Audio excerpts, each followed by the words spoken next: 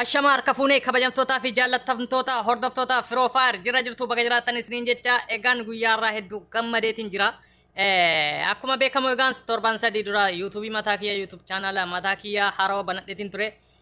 Akkuma beekamu yuutuubicha irratti viidiyoolee gaggabaaboo bifa animeeshiniitiin isin biraan ga'aatiin ture.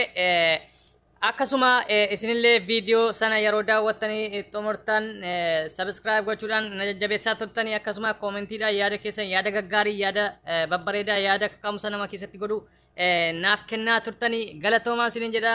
Egaan yuutuubiin kiyya yeroo gabaabaa keessatti torban sadii keessatti jechuudha subscribe 100,000 galeera. Congratulation maatiiwwan kiyya hundinuu isiniin jechuun barbaada.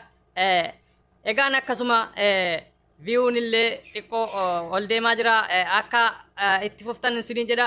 Akkana biraa hin amne amileen keessan baay'ee na barbaachisaadha naaf barbaachisa.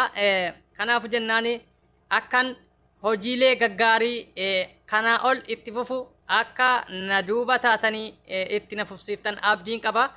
Egaan hin geenye egaa ammas ittuma fufaati subscribe like akkasuma koomentii gaggaarii koomentii kaka'umsa namatti kennu koomenti haamilee namaaf ta'u akka nuuf barreessitan gamanumaan isin yaadachiifna.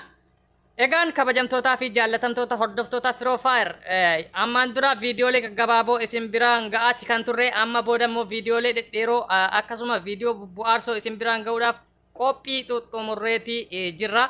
Kanaafuu jennaan akka subscribe warreen subscribe hin goone subscribe akka gootan bakka diimtuu kana tuqxanii akka gurraachessitan gamanumaan isin beeksifna. Laayikii illee hin qusatina hin dhumu sin jalaan dhumu bar na jabeessuu waan danda'uuf haala hunda keessattuu laayikiin baay'ee barbaachisaa waan ta'eef laayik gochuu hin dagatinaan sinin jedha.